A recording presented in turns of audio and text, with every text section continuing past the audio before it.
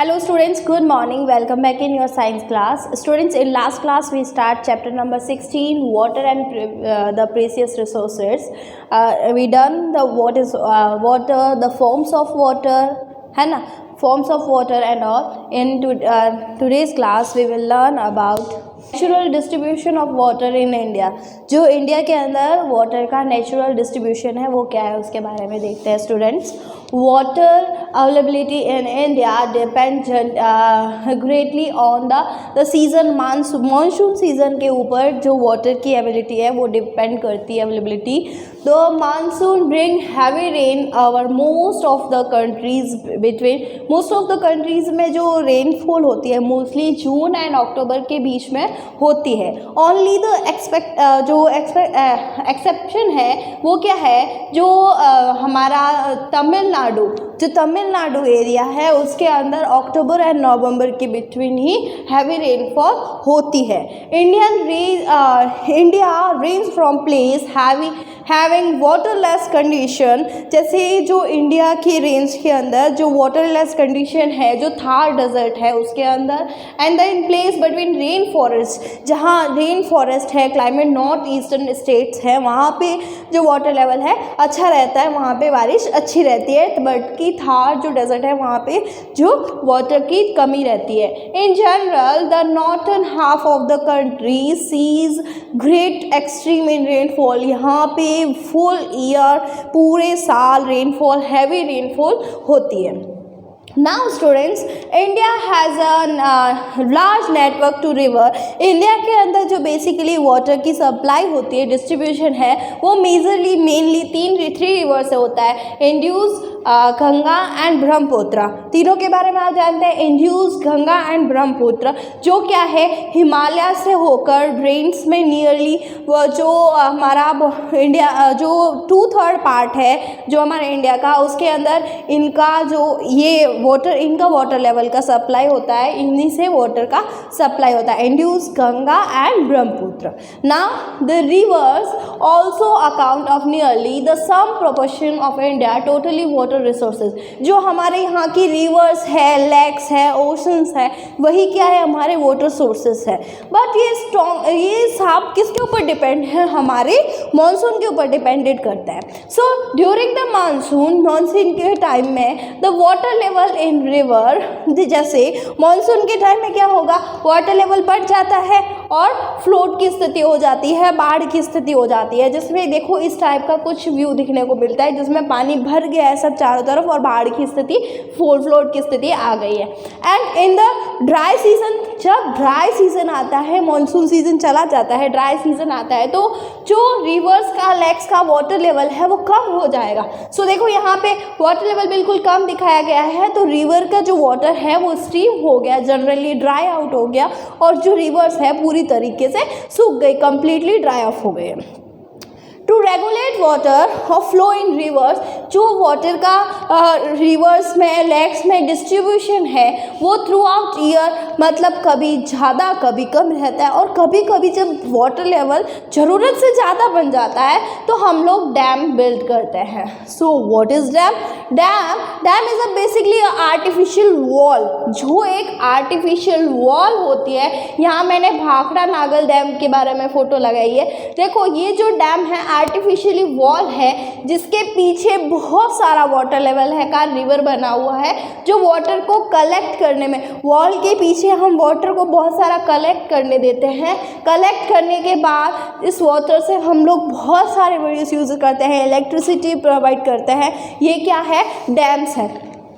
So a system of artificial canal is water for reservoir to reserves dam downstream, जो irrigation है down stream है, जो बनाता है, तो वो किससे? डैम से हो रहा है। सो आफ्टर इंडिपेंडेंस, जो हमें इंडिपेंडेंस मिली थी, स्वतंत्रता मिलने के बाद जो फर्स्ट प्रोजेक्ट फाइनल हुआ था उसका नाम था भाखड़ा नागर डैम। ये भाखड़ा नागर डैम किस पे बिल्ड किया हुआ है? सतलज रिवर पे बिल्ड किया हुआ है, near the border between Punjab and Himachal Pradesh की बॉर्डर पे बिल्ड किया हुआ है। The dam is a part of a large Nangal project, इसको लार्ज नागल प्रोजेक्ट बोला जाता है, जिसमें फ्लोट को, जो सतलज के वाटर लेवल बढ़ने से जो फ्लोट का जो खतरा रह रहा था, डेंजरस पॉइंट था, उसको कम करने के लिए सतलज बिलस रिवर वैली जहाँ पे है वहाँ पे यहाँ पे ये डैम को इरिगेट किया गया था, इरिगेशन किया गया था। एंड जो ये जो वाटर लेवल यहाँ से जो इस खड्डे में आके गिर रहा है, यहाँ पे इलेक्ट्रिसिटी बनती है जिसको हम हाइड्रो इलेक्ट्रिसिटी बोलते हैं। तो डैम का यूज़ हम हाइड्रो इलेक्ट्रिसिटी बनाने में भी करते हैं। Now scarcity of water, what is scarcity of water? Scarcity of water is defined as a situation where there is insufficient water to satisfy normal requirement, जो मतलब हमारी जो रेगुलर नीड है वाटर की उनको पूरी नहीं कर सकता, जो क्या है स्कैरिसिटी ऑफ वाटर, मतलब पानी की बिल्कुल कमी हो जाना को स्कैरिसिटी ऑफ वाटर बोला गया है। इसके जो फैक्टर्स हैं, water is a renewable sources, है ना, सो इसके फैक्टर्स हैं जो इसको इफेक्ट करते हैं स्कैरिसिटी ऑफ वाटर को। The increasing population, increasing industrial area, agriculture activity, deforestation, ये क्या है इसके फैक्टर्स हैं। Water scarcity will result the insufficient plant grow, जिससे क्या होता है प्लांट अच्छे से ग्रो नहीं हो पाता। अगर वाटर नहीं है, अंडरग्राउंड वाटर कम हो गया तो प्लांट वाटर को ऑब्जर्व नहीं करेंगे, देन ट्रांसपिरेशन नहीं होगा, फोटोसिंथेसिस नहीं होगा, प्लांट्स कम हो जाएंगे। तो इससे भी बहुत सारी प्रॉब्लम्स आ रही है, हमें फूड प्रोडक्शन में भी प्रॉब्लम होगी। So what is the water scarcity? Simply put, water scarcity is either the lack of enough water, जो वाटर है वो कम है, जो उसकी क्वालिटी है बहुत अच्छी नहीं है, उसको बोला है हमने वाटर स्कैरिसिटी। इन सर्टनली इफेक्ट्स अराउंड, जो हमारे वर्ल्ड के अंदर 2.8 बिलियन जो पीपल्स हैं वो किस पे डिपेंडेंट है? वाटर पे। So every year more than 1.5 billion people, जो मतलब उनको डिजीज़ हो रहे हैं, किस लिए हो रहे हैं? Lack of clean drinking water, जो क्लीन ड्रिंकिंग वाटर नहीं कर रहे हैं। नाउ स्कैरिसिटी, जो स्कैरिसिटी ऑफ वाटर है, उसके फैक्टर्स के बारे में हम एक बार देख लेते हैं। इंक्रीजिंग पॉपुलेशन, जैसे जैसे पॉपुलेशन इंक्रीज होगी वाटर का यूज़ बढ़ेगा, हमारे यूजेस में डेली वाटर चाहिए तो इंक्रीज होगा, तो स्कैरिसिटी, वाटर की स्कैरिसिटी बन जाएगी। इंडस्ट्रियल लेवल पे भी वाटर चाहिए, रॉ मटेरियल को सॉल्वेंट के फॉर्म में वाटर का रिक्वायरमेंट होता है, मशीनों को कूलिंग करने के लिए चाहिए होता है। तो इंडस्ट्रियल जैसे जैसे इंक्रीज होगी तो वाटर की स्कैरिसिटी बढ़ेगी। Lack of water conversation technique, मतलब अगर वाटर को हमने वाटर की सेविंग नहीं की तो अर्थ पे अंडरग्राउंड वाटर कम हो जाएगा, है ना। Water of the rain and converse, हमें वो रेन वाटर को कंजर्व करना रहेगा, है ना, उसको ग्राउंड लेवल पे सोक करना रहेगा। सो ये क्या है? हमारी कंजर्वेशन टेक्निक है ना। नाउ एग्रीकल्चर एक्टिविटी, वाटर नहीं होगा तो एग्रीकल्चर एक्टिविटी पे डिपेंड करेगा। जो हम लोग पहाड़ों से पानी ऐसे बहा रहे हैं, प्लांट को वाटर की नीड होती है और वाटर नहीं होगा तो प्लांट ग्रो नहीं करेंगे एंड उनकी डिप्लेट पे जो ग्राउंड वाटर जो होगा इंक्रीज नहीं होगा, देन ग्राउंड वाटर की कमी से प्लांट्स क्या हो जाएंगे? इंक्रीज नहीं हो पाएंगे। सो जो India is a country which depend, जो इंडिया कंट्री है वो एग्रीकल्चर पे डिपेंड है। तो लैंड को कल्टीवेट करना और उसकी जो कल्टीवेशन पावर को इंक्रीज करना वो कौन करता है? वाटर करता है। नाउ इफ़ेक्ट्स क्या है?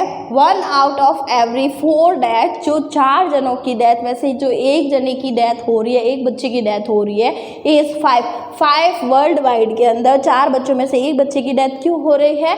वाटर रिलेटेड डिजीज़ के कारण, क्योंकि जो वाटर है वो एकदम क्लीन नहीं है, सेफ नहीं है, क्वालिटी अच्छी नहीं है।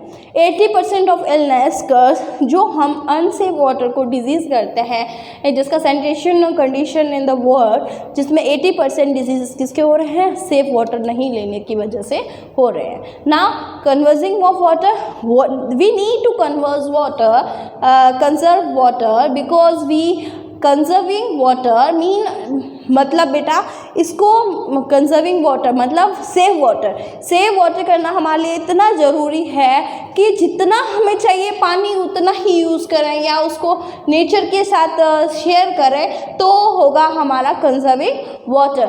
सो here are some way to you can help to conserve water को कैसे कंजर्व कर सकते हैं. Turn off the tap. अगर आप ब्रश कर रहे हैं उस टाइम आपने टैप को टर्न ऑन रखा है तो उसको ऑफ कर दीजिए, देन वाटर सेव हो जाएगा. 7.5 litre is save. 7.5 litre brush save हो जाएगा water. Only flush the toilet when needed. जब टॉयलेट में फ्लश का नीड है तभी उसको फ्लश कीजिए. Simple way of conserve water. It means when washing dish. जब आप उसको डिश को वॉश कर रहे हैं तो क्या करते हैं, आप टैप को ऑन कर रहे हैं तो don't let the water run while rinsing. जब उसको हम अच्छे से वॉश कर रहे हैं तभी वाटर टैप को ऑन करेंगे, अदरवाइज उसको बंद कर देंगे. Feel one thing with wash water.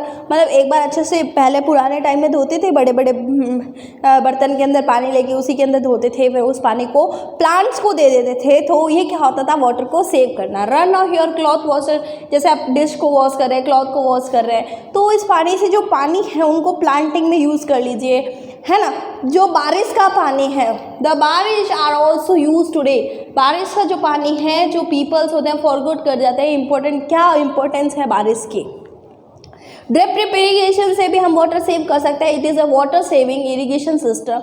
Irrigation system में वाटर्स को प्लांट की रूट्स पे हम ड्रॉप्स फॉर्म में उनको वाटर को जो है पाइपलाइंस पे ड्रॉप्स फॉर्म में वाटर को प्लांट की रूट में प्लांटेड करते हैं. सो ये क्या है, drip irrigation. We can also play a important role when we saving of water.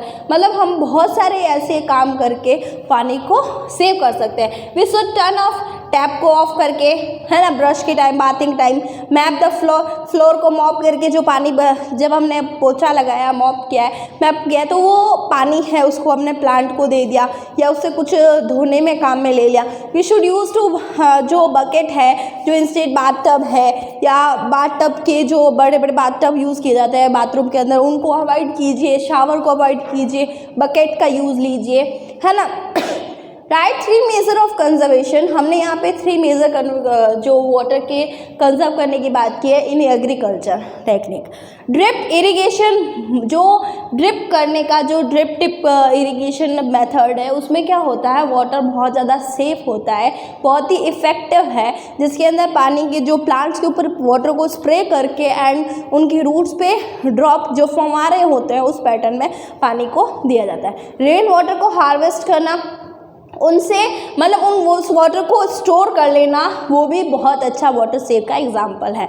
During festival जैसे होली में या जो गोकुल, ये जो कृष्णाष्टमी आती है, गोकुल अष्टमी, इस टाइम पानी का वेस्टेज कम करना, तो ये भी क्या है, वाटर को सेव करना. जो वॉशिंग एंड क्लीनिंग पर्पज अभी बताया था. जैसे ड्रिप इरीगेशन क्या है, reduce loss of through evaporation. Evaporate करने से पानी को रोका जा सकता है. कुछ इस टाइप की पाइपलाइंस लगाई जाती है जिसके अंदर ऐसे फुहारे होते हैं छोटे छोटे, ये देखो, इन फुहारों से पानी स्प्रे किया जाता है, उनकी लीव्स पे स्प्रे किया जाता है, जिससे जो मतलब पानी प्लांट को पानी भी मिल जाता है और प्लांट वाटर जो है वाटर वेस्ट भी नहीं हो रहा है और मतलब जो पानी है उसको हम सेव कर सकते हैं. No, what is water harvest? Water harvesting is the capture and division of store of water. Water को हम डिफरेंट वे से, फ्रेश वाटर सोर्सेज से या plant irrigation, domestic purpose, industrial purpose, ground water research, recharge and other uses से हम water harvest कर सकते हैं, वाटर सेविंग कर सकते हैं. सो रेन वाटर को सेविंग कैसे कर सकते हैं? रूफ टॉप पे बड़े बड़े स्टोरेज टैंक बना के हम लोग बंद कर सकते हैं ना. जो रेन वाटर है मानसून के टाइम आया उसको अंडरग्राउंड टैंक, जो घर के अंदर टैंक बने होते हैं उसके अंदर सेव कर सकते हैं. रिवर और स्मॉल पॉन्ड छोटे छोटे आर्टिफिशियल हम बना के कर सकते हैं. और वाटर को हम लोग मतलब बहुत सारी फैसिलिटीज़ में ग्राउंड वाटर के अंदर डाल के उसको प्योरीफाई करके हम उसका यूज़ कर सकते हैं. So students, save water, it will save you later. Okay, thank you students. If you have any doubt you can ask me.